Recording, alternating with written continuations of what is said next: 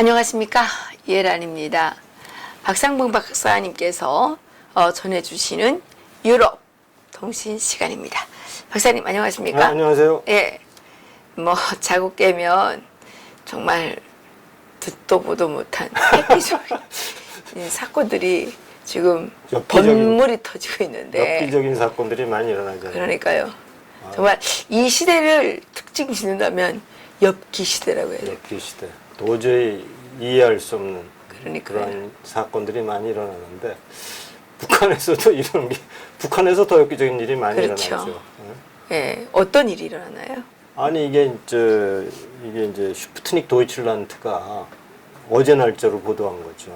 물론 보도의 소스는 영국 대외 첩보국 M16의 네. 소스를 받아서 보도한 건데요.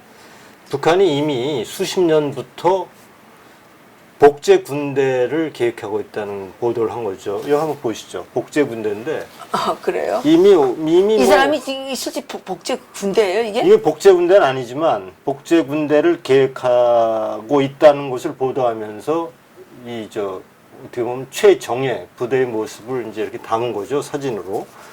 복제 군대가 완성된 건 아니고 수십 년 전부터, 그러니까 아버지 때부터 이 복제에 아주 그냥 많은 기술과 자본을 투자해서 열심히 연구한 거죠, 수십 년 동안. 그래서 고양이, 개, 말 이런 복제 실험을 엄청나게 했답니다. 그래갖고 이제 아주 중요한 기술들을 많이 확보해 놓고 있고, 그리고 이제 그걸로 인해서 뭐 복제 군대의 가능성이 아주 구체화되고 있다, 이런 우려 섞인 보도죠. 그럼 북한은 못하는 게 뭐예요? 북한은 뭐 핵도 잘 만들지, 아니 정상적인 건 빼놓고 다 잘하죠. 사람도 잘 만들지. 저게 뭐 만약 가시화된다면 뭐 지금도 여기 보도에 보면 어느 정도 이제 진전을 이루었다, 이렇게 보도가 돼 있거든요. 그러니까 이제 이 실험을 위해서 정치범들, 감옥의 수감자들을 다 생체 실험하고 이들을 이용해서 그 복제 실험을 계속하고 이렇게 해서 상당히 높은 기술 수준에 도달해 있다.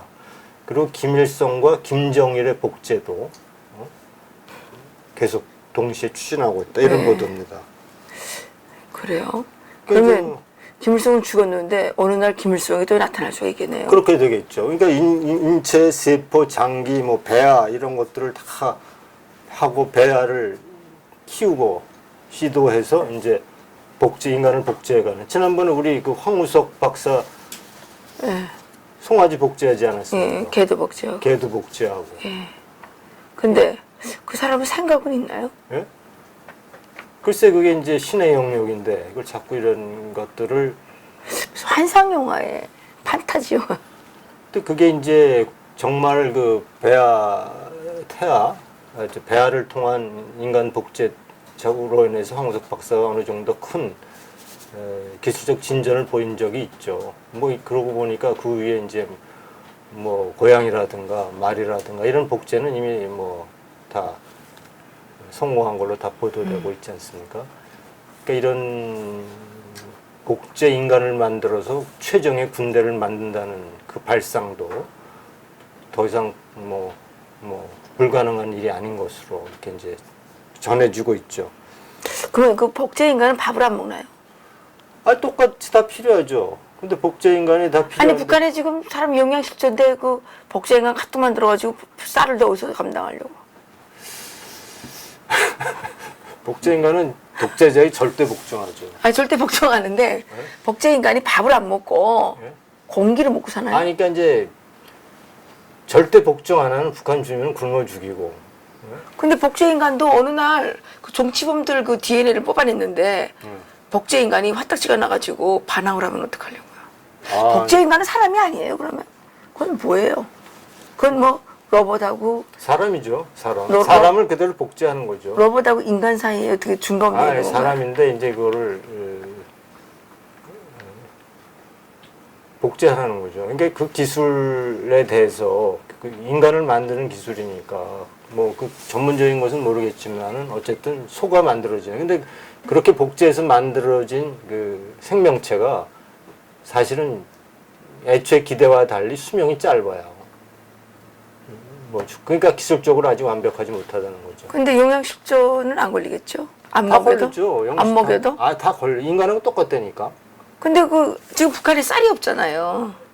근본적인 문제가 네. 인간이 없는 게 아니라 쌀이 없잖아요. 그 복제인간 가뜩 만들어가지고 뭐 먹이려고 그러죠? 복제인간 가득 잔뜩 만들어서 이제 침공하는 거죠. 복제인간 만들어서 열심히 만들어서 최정예 부대로 네? 남한도 침공하고. 네? 근데 복제인간도 뭐 먹여야지 만들 거 아니에요? 그렇죠. 다 필요하죠. 먹는 거 다 필요하고. 근데 뭐 복제인간 뭐 한 뭐 몇천 명 만든다고 해서 뭐 눈 하나 깜짝하겠습니까?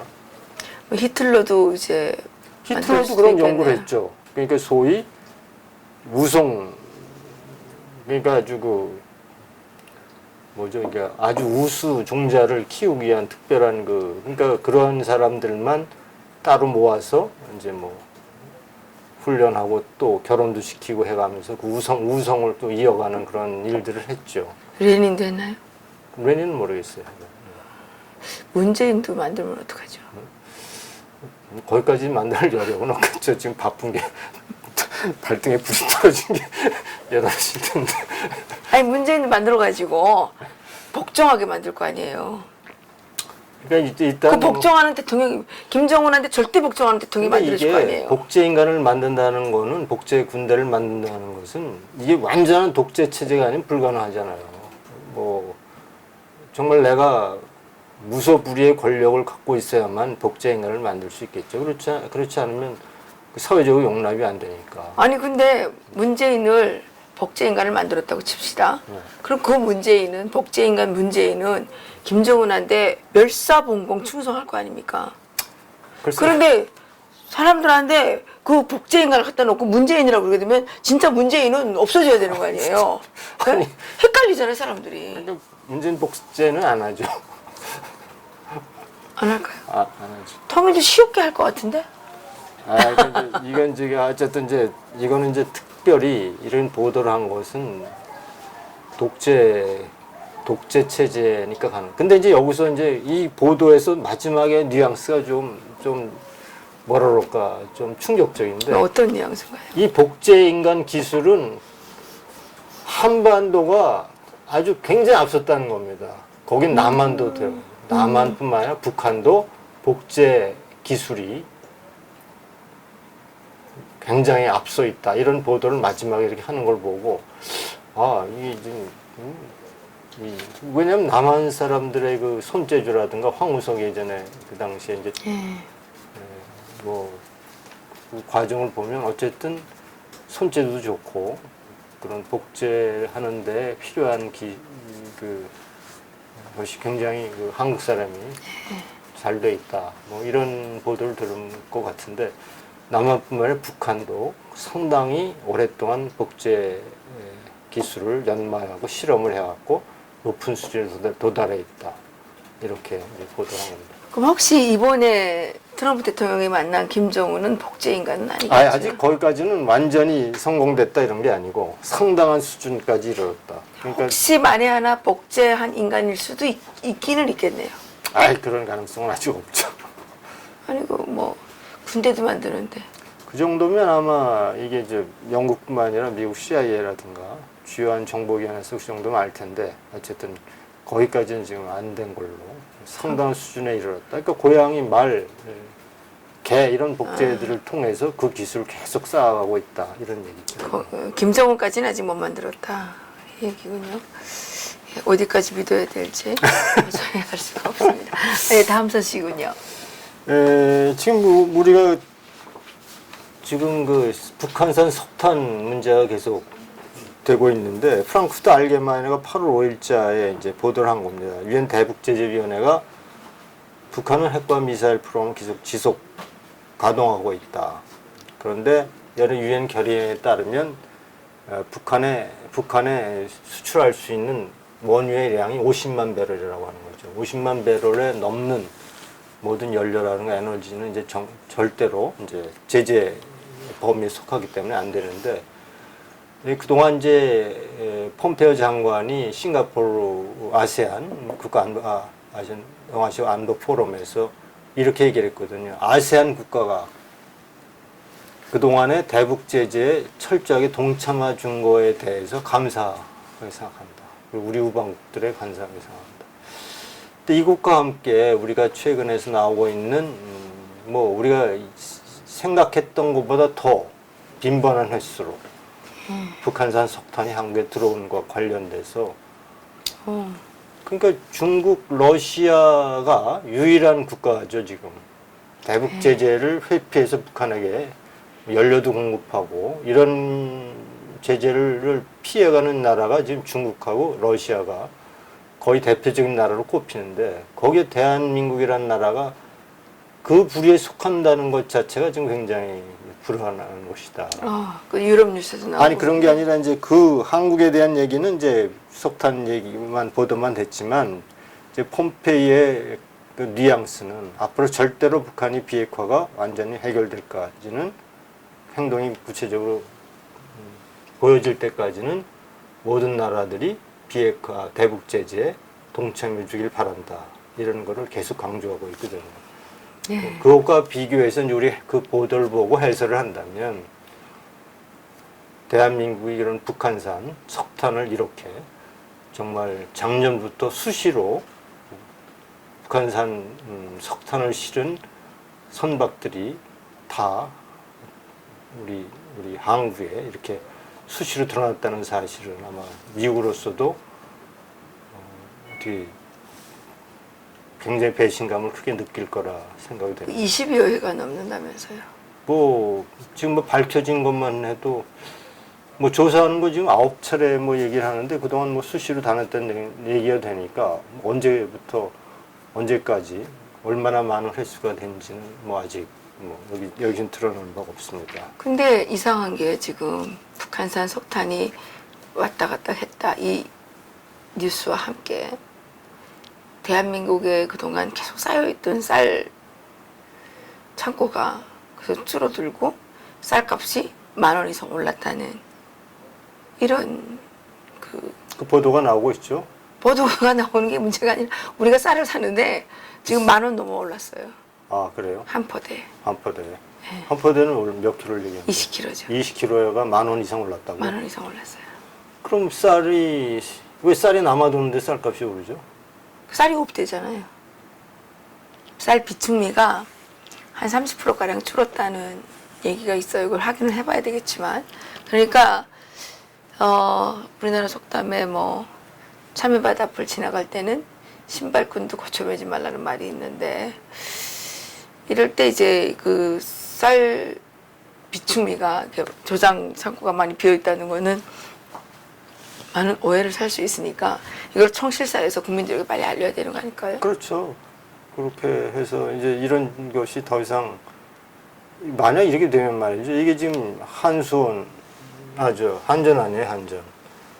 한전산의 남동발전인가 그렇고. 그렇죠. 또 하나 기업이 뭐 이건 알려지지 않았습니다만은 뭐 여러 가지 소문들이 있잖아요. 그렇죠. 거기다가 이제 이게 수출 대금을 이제 결제하는 과정에서 은행들이 또 개입됐다는 겁니다. 네, 그래서 뭐 우리나라 2개 은행이 지금 뭐 만약에 이게 정말 미국이 이 제재 위반한 것을 문제로 삼고 여기 제재를 가하게 되면 뭐 기업 하나, 은행은 파산할 수밖에 없어요. 한전 같은 나라도 결국은 한전 같은 기업도 아무리 크다고 하지만 미국이 제재를 가하면 미국과의 거래가 다 끊기고 하게 되면 한전도 뭐 살아날 수가 없죠, 사실은. 그렇게 중요한 일들을 이렇게 무책임하게 벌였다는 것은 뭐 굉장히 국가 이익에도 크게 손해를 끼치는 일이라고 이제 보게 되고 이 일이 앞으로 어떻게 전개될지 이제 궁금합니다. 그분들도 혹시 이거 복제인간을 믿고 이렇게 마음대로 하는 건가요? 내가 죽어도 새로운 복제인간이 태어나서 또 나처럼 대신해서. 활동할 거니까 이제 그거 믿고 이렇게 배짱 막 배째라 이렇게 나오는 거 아닐까요? 또 하나 이제 이렇게 이런 거 있잖아요. 지금 우리가 이란산 원유를 많이 사들이고 있거든요. 근데 이제 요번에 미국이 이제 이란과 핵협정을 이제 파기하면서 이란에 대한 제재를 시작하지 않았습니까? 이제 이란산 원유도 사지 말아라 이렇게 된 겁니다. 그러니까 이제 우리가 이란산 원유를 상당히 많은 양을 수입하고 있는데, 그렇게 되면 이제 뭐 여러 가지 차원에서 경제적으로 또 이란 석유가 좀 싸고 다른 곳에서 이제 이 원유를 수입해야 될 텐데, 한국 경제는 적지 않은 충격으로 이제 다가올 것이고, 특별히 이제 이번에 북한산 석탄 문제를 이 정부가 원만하게 해결하지 못한다면 정말 한국은 큰 경제적으로 어려움을 겪게 될 것은 뭐 불을 보듯 뻔한 일이라고 볼 수 있습니다. 지금 주라고 난리치는 최저임금이 최고임금이 될 수가 있겠네요. 최저임금도 지급을 못하고. 아니, 그러니까 최저임금이 최고임금이 될 수 있는. 그럴 수도 있겠죠. 예. 뭐 좋은 나라네요. 뭐. 하여간 뭐 경제적으로 지금 여러 가지, 결국은 미국이 어떻게 판단에 따라서 앞으로 대한민국이 굉장히 어려움을 겪을 수도 있다, 이런 생각이 들고, 좀 한미 공조가 잘 복원될 수 있도록 노력해야 될 필요가 있다고 생각합니다. 지금은 뭐 한미 공조보다는 남북 공조 위주로 가고 있기 때문에, 뭐 최근에 그 남한의 대학생들이 스스로 만들었다고 하는데, 그건 뭐 알아봐야 되겠습니다만은, 태영호 검사와 그러니까 박상학 대표를 감옥에 집어넣으라고 지금 현상수배 전단지 지금 사방에 붙이고 다니고 있어요. 그건 뭐 우리나라의 간첩이 활동하는 거 아니에요? 글쎄 뭐 이제 뭐 우리 세상이라고, 자기 세상이라고 생각하고 막 가나 봐요. 그 원래 그 협박죄 아니에요? 그것은 아니, 민간인이 그런 거 막 써붙여도 되는 거예요? 네? 그걸 어떻게? 아니 뭐 민간인이 그런 막 써붙여도 되면 우리도 막 써붙여야죠. 그렇죠. 예? 그는 불특정 다수에게 이런 걸 해서 위해 공작이 될 수 있는 거 아닙니까? 그렇죠. 예. 참. 아니 그렇게 얼마나 불안하겠습니까, 당사자들로서. 아니 글쎄, 근데 그 정부가 그걸 가만 놔둬요? 경찰들은 뭐 하는 사람들이에요? 국가보안법이 우리나라에 있나요? 아니, 국가보안법을 떠나서 아니 우리가 뭐 조금 뭐라고 그러면 다 무슨 명예훼손이네, 뭐 무슨 뭐 협박이네, 뭐 무슨 손해배상 청구한다고. 아니, 고영주 변호사님은 그 뭡니까? 그 공산주의자라고 말 한마디 했다고 지금 징역을 1년 6개월이나 지금 선고했는데, 아니 그렇게 막 협박해가지고 감옥에 집어넣으라고 그러는 거는 얼굴 사진까지 구형한 거죠? 구형한 거죠. 예, 선고는 아직 안 내려진 거죠. 예. 그런데 이게 뭐 아니, 그것도 뭐 대통령께서 직접 고소하신 겁니다. 대통령께서 직접. 예, 대통령께서 직접 고소하셔서 지금 고영주 변호사님을. 우리 대통령께서는 탄핵이 안 되면 혁명하자고 그랬잖아요. 그렇죠. 네? 그거는 쿠데타 발언 아니에요? 그렇죠. 그것도 쿠데타 발언이니까 반정부 행위의 그 내란죄죠. 그렇죠. 내란죄죠. 우리도 내란죄로 고소할까요? 아니, 우리도 국민이 불안하잖아요. 어쨌든 그렇습니다. 다른 소식은 없으십니까? 아니 이제 뭐 우리가 그 남북 경협 얘기를 하잖아요 지금. 근데 예. 북한하고 경협을 한 제일경포 성인들이 있었죠. 있었죠. 그게 1970년대일 거예요. 그렇죠. 그게 이제 그 일본의 제1번 총연합회 상공회라고 있어요. 상공회 있었더라고요. 거기서 이제 그 기업인들이 북한에 가서 예. 내가 보기엔 130건의 남북 경협 사업을 벌렸어요. 70년대. 70년대. 근데 결과가 어떻게 됐어요? 다 망했죠. 다 망했죠. 돈 다 뺏기고 예. 철수한 거죠. 한 사람도 남김없이 다 망했어요. 그러니까 그게 남북 경협이라는 것이, 예를 들어서 한 사람은 경자도 모르고 남 돈 빼앗아 먹는데 도 같은 사람하고 열심히 일하는 사람하고 경협을 한다면, 지난번에 우리가 그 강의 들었지 않습니까? 네. 북한의 기업은 기업에 뭐 경영진이 있고 그 옆에 더 중요한 것이 있다면서요. 당조직. 당조직, 뭐 보위부에서 나오고. 그러니까 이제 그 기업과 당이 장악하고 있는 기업과 민간 기업이 합작을 한다면 그것이 어떻게 효율적으로 그 기업 운영될? 네, 그런데 그 투자를 한 사람들이 바보들이죠. 아니 이제 그런 아니 깡패하고 사업하겠다고 덤벼드는 사람이 이게 사람이에요, 바보지. 아니 이제 그런 전례가 다 있잖아요. 그렇죠. 있음에도 불구하고 또 다시 이런 남북 경협 얘기를 꺼낸다는 것 자체가 참 좀 우리 웃기죠. 대통령께서요. 우리 뭐 통일부나 뭐 예, 뭐 요즘에 뭐 축구 한다고 난리치고 뭐. 예, 뭐 문화교류 한다고 또 뭐 하여튼간 뭐 들썩거리고 뭐 구구절에 평양 갈 것 같다는 얘기들이 많은데 그 얘기는 유럽에서 없습니까? 유럽에서 없어요. 구구절 평양 간다는 얘기는 없고 글쎄 갈 수 있을지 모르겠어요. 갈 수 있을지요?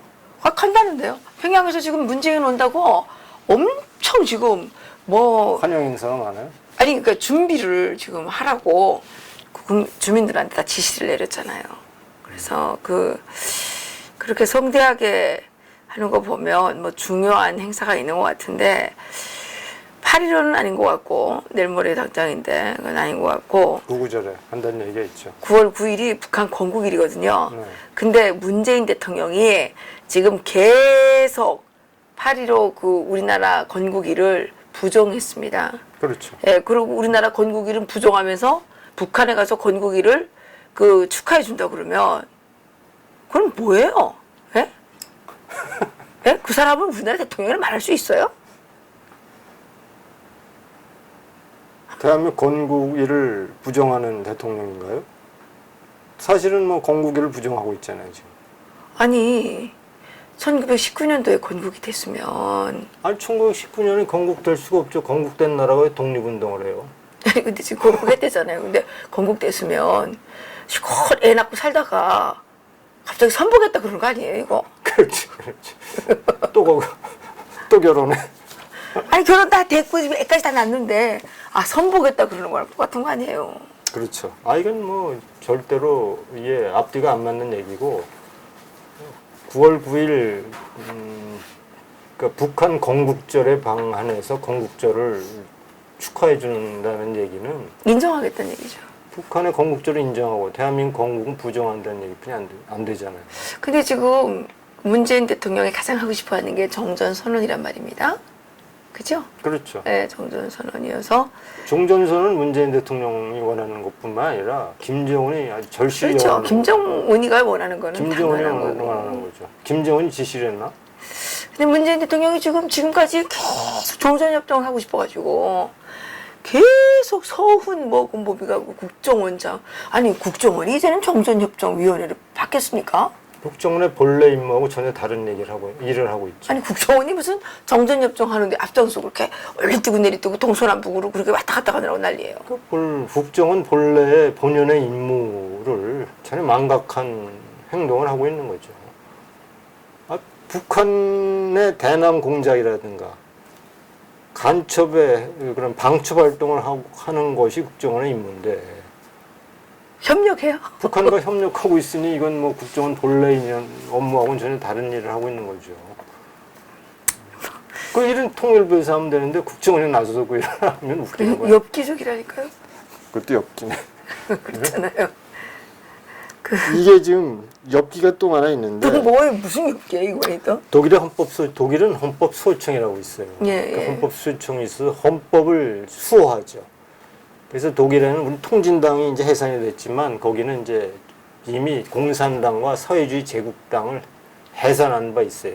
그 지금도 여러 가지 정당, 거긴 뭐 국자뿐만 아니라 극우정당, 헌법에 위반되는 모든 정당들의 활동을 헌법수호청이 철저히 감시를 해서 그런 범죄, 헌법을 위반한 행동이 일어나면 이제 법적 조치를 취하는 거죠. 네. 그러니까 이 헌법수호청이 최근에 어떤 발표를 했냐면 이제 헌법수호청의 한스 게오르그 마센 그 총재가 이슬람 근본주의자 가정에서 자란 미성년자는 시한폭탄 같다고 그랬어요. 시한폭탄. 그러니까 최근에 이제 독일의 하노바 역에서 중앙역에서 15살 먹은 이슬람 근본주의자 가정에서 자란 여자예요, 소녀가. 그 과도를 들고 그 경찰을 찌르는 거예요, 목을. 네. 그래서 뭐 거의 중태에 빠졌지만 목숨은 이제 건졌어요. 그러니까 이걸 보고 이제 그 헌법소청 총재가 이렇게 얘기합니다. 이슬람 근본주의자 가정에서 자란 어린 미성년자들은 시한폭탄과 같다 그랬거든요. 시한폭탄. 그래서 이제 그래서 이걸 쭉 조사를 해보니까 상당히 많은 그 이슬람, 물론 난민하고 다르죠. 이슬람 교도들이 독일에 정착해 있는 사람들이 있어요. 근데 그 중에서도 이제 IS와 같은 극단주의를 갖고 있는 그러한 성전을 얘기하고 있는 그 근본주의자들이 있거든요. 근데 근본주의자들 가정에서 자란 미성년자들은 아직 정체성이 이제 확립되기 전에 이런 영향력을 받기 때문에 언제 폭발할지 모르는 시한폭탄과 같다. 이렇게 보도를 한 겁니다. 아, 그렇군요. 이슬람이 무섭네요. 그러니까 이슬람 근본주의자들, 이제 그들, 여기서 이제, 여긴 잘 안 나와 있지만, 이 통계에 또 뭐가 있냐면, 그러한 독일 국적을 가진 이슬람 청년들이 한 300명이 조금 넘는 그러한 미성년자들이 지금 시리아나 이라크 그런 IS가 주도하고 있는 이런 지역에서 거주하고 있다고 그러거든요. 그러니까 이런 근본주의자들이 가정에서 자란 미성년자들은 굉장히 극단적인 모습을 보이고 있다. 이런 얘기를 합니다. 그러니까 우리도 사실은 너무나 극단적인 사고를 갖도록 하는 것은 지금은 뭐 그렇지만 어린아이들이 그런 극단적인 사고를 가정에서 자라서 교육받고 큰다면 이들이 정체성을 확립하는 과정에서 굉장히 극단적인 사고를 할 수 있고 이들이 정말 어떤 테러 같은 행동을 할 수 있을지 모른다. 이런 얘기죠. 네. 이게 NTV 지난번에 우리가 북한 마이바크 벤츠 얘기한 적 있죠. 그 보도한 적 NTV가 보도했잖아요. NTV가 아니다. 그건 빌트구나. 이 NTV는 이제 독일의 시사 방송인데 볼튼이 이렇게 볼튼 안보 보좌관이 이렇게 얘기를 했어요. 이제 북한이 여전히 핵과 미사일을 개발하는 걸 보고 사람들이 그런 비판하는 거예요. 백악관이 너무 순진하게 대북 문제를 다루고 있다. 그러니까 볼튼이 화가 나갖고 백악관에 누구도 북한 비핵화 문제에 순진하게 접근하는 사람은 없다. 이렇게 얘기를 합니다. 그러면서 모든 것은 그러면 사람들이 또 이렇게 물어봤어요. 그럼 언제까지 북한 비핵화를 기다릴 거냐? 그랬더니 모든 것은 북한의 행동에 달려 있고 북한이 만약에 핵을 포기한다는 전략적 결정을 내린다면 북한은 아마 1년 내에 비핵화를 이룰 것이다. 라고 이제 얘기를 했어요. 그러면서 백악관은 절대로 만만하게 북한의 비핵화에 물러서지 않겠다. 이런 얘기를 하고 있고 존 볼튼은 그렇게 하고 있고 폼페이오는 계속해서 대북 제재를 강화하도록 요구함과 동시에 대북 제재에 동참하고 있는 자기 우방국들에게 대해 감사함을 계속 표시하고 있거든요. 그러니까 이런 근데 현실하고 이론은 너무 달라요. 그러니까 현실하고 이론은 다르다고 하지만 북한의 입장에서도 계속 미국하고 접근하고 싶어하는 거 아닙니까? 그래서 미국은 그렇게 잘하고 있다고 하는데 북한 내부에서는 지금 도둑질을 하든 누가 가만히 빼다가 집어넣어 주든 지금 경제 제재가 많이 풀려 있어요. 많이 풀려 있죠. 네. 근데 이제 그래서 트럼프 대통령이 올림픽 이때 그 훈련도 막 미루고 그렇게 했잖아요. 실책하지 않았나 걱정이 좀 됩니다. 실책을 했더라도 이란 핵협정을 실책했다고 파기를 했잖아요. 그리고 강력한 제재를 하잖아요. 그러니까 이제 우리가 이걸 알아야 돼요. 내 힘이 있는 나라란 말이에요. 힘이 있는 나라가 실책을 했어. 힘없는 나라는 실책하면 끝나지만 힘 있는 나라는 실수를 하면 그 다음에 다시 수정하거든요. 우리 그걸 알아야 돼요. 그러니까 이제 우리가 뭐 트럼프가 실수를 했건 뭐 했건 힘이 있고 능력 있는 나라, 최강의 나라가 내가 한 번 실수했다고 북한 비핵화를 용납하고 방치한다? 방치하면 독일 언론에서 그동안 수차례 얘기한 거 아닙니까?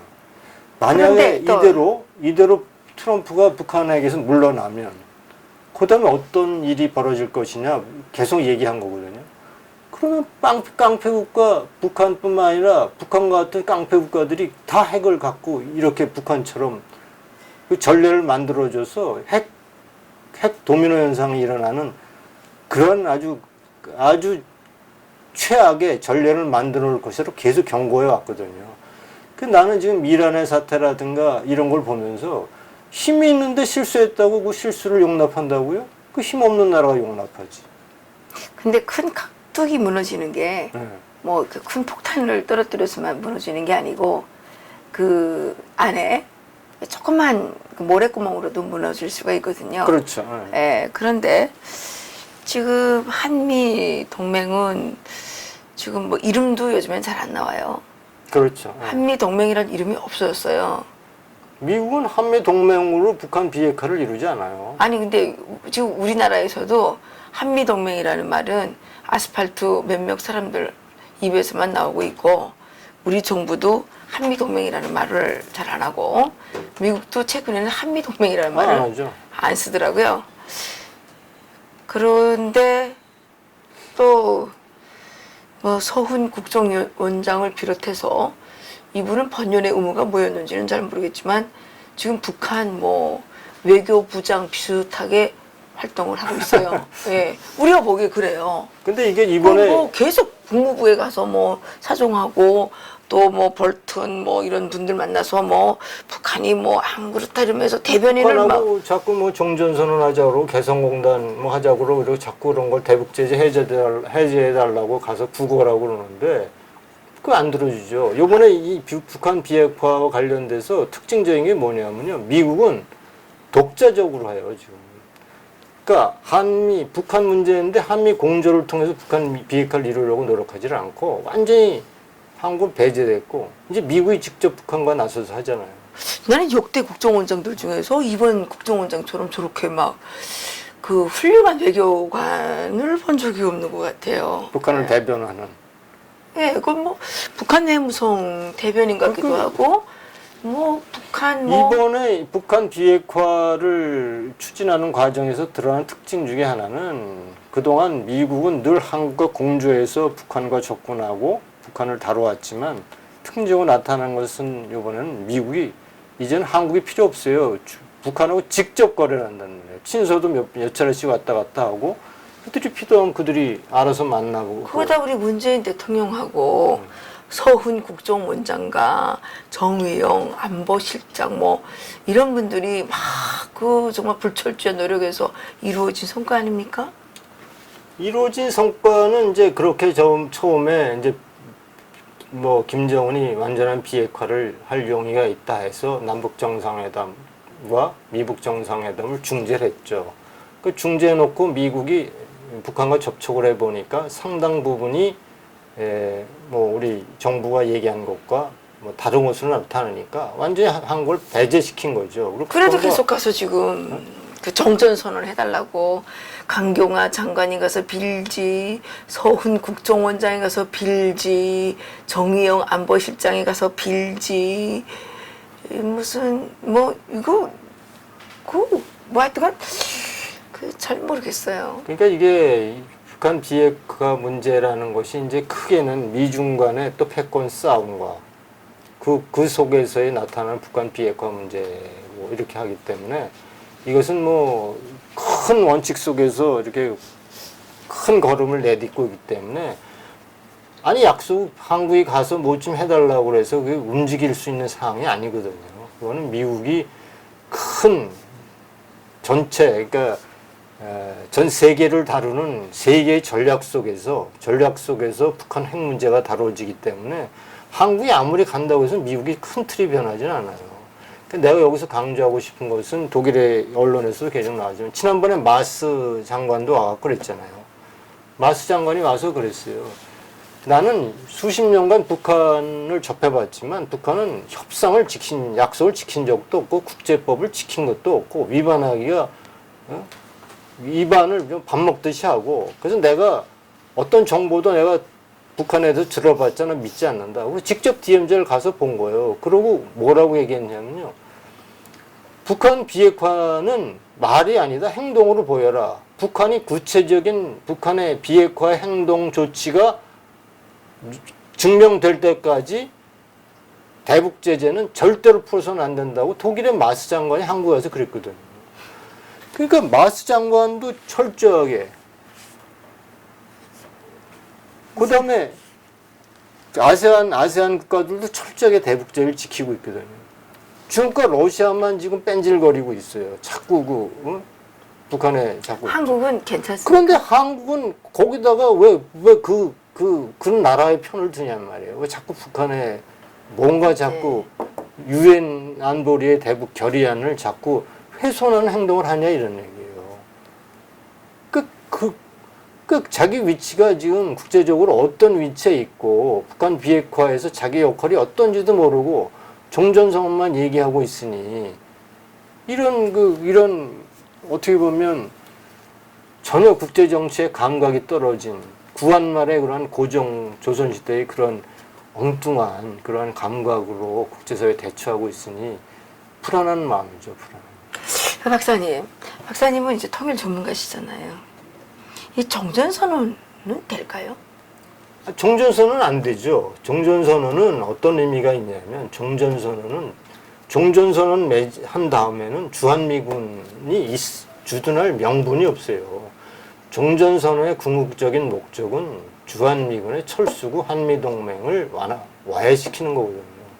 그것은 통일의 관점에서 본다면 자유민주 통일의 굳건한 우방 세력인 미국을 비롯한 우방 서방 세력들의 힘을 약화시키는 일이고 결국은 베트남의 전초를 밟는 일이라고 생각을 하는 거죠. 그러니까 평화협정 체결한 후에 주한미군 떠나고 남북관계를 진전시키고 남북관계 평화 운운하면서 결국은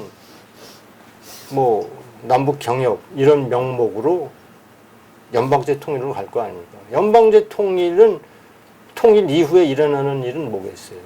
그건 이제 결국은 공산 통일로 가는 그런 것이 이제 통일의 수순으로 보는 거거든요. 그러니까 종전선언이 평화를 위한 종전선언이 아니고 종전선언의 목적은 미군의 한반도의 영향력을 약화시키는 거고 결국은 주한미군을 철수시키는 거에 있다 이렇게 보는 거죠. 근데 한국 사람들 대부분이 지금 공산주의면 어때 이렇게 생각하시는 분들이 많은 것 같아요.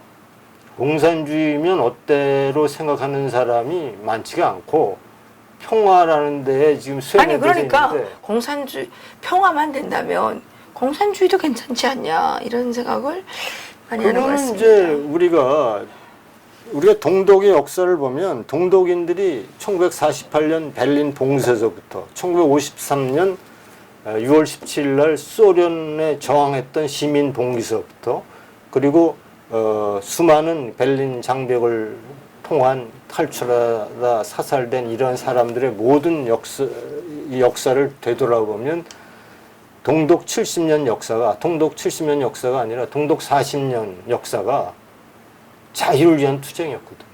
자유를 쟁취하기 역사였다는 말이죠. 근데 지금 대한민국은 자유를 쟁취하기엔 그러니까 투쟁이 아니라 우리나라는 그러니까 그런 의미에서 우리가 교육을 못 시킨 거죠. 그러니까 산소라는 것은 늘 공기 중에 있는 거라고 생각하는 거죠. 그리고 자유라는 것은 늘 우리가 누려왔기 때문에 없어지지 않는 걸로 이렇게 상수를 생각하고 있는 오류를 범하는 거죠. 그렇기 때문에 굉장히 위험한 처지에 있다 이런 얘기를 드리고 제가 또 하나 이제 이 스위스의 뉴찌리 신문이 8월 7일자를 보도한 거네요. 호주의 이제 비숍 외무장관이 이번에 아세안 싱가포르 가서 이용호 북한 외무상을 만났어요. 그래서 뭐라고 했냐면 호주 유해도 돌려달라고 했어요. 호주 얘기했더라고요. 예, 봤습니다. 그래서 6.25 전쟁 때 호주가 17,000명 군인을 네. 파견했거든요. 상당히 많이 파견했죠. 네. 이 중에서 340명이 이제 전사를 했어요. 1,200명 이상이 부상을 입었고 43명이 행부래요. 행부상. 그러니까 이번에 미군이 이제 미군 유해가 55군가 이번에 이제 송환받았죠. 동물뼈인지도 모르죠. 그거 좀 잘 검사해야지. 하와이 가서 조사를 하니까. 그러니까 이 비숍 외무장관이 야 우리도 그럼 그때 참전했고 우리도 돌려줘 이렇게 네. 얘기를 한 거예요. 우리가 발굴할 때 우리가 다 도와주고 돈도 비용은 될 테니까 이제 호주의 우리 군인들의 위에도 돌려달라는 보도가 또 났군요. 아, 그랬군요.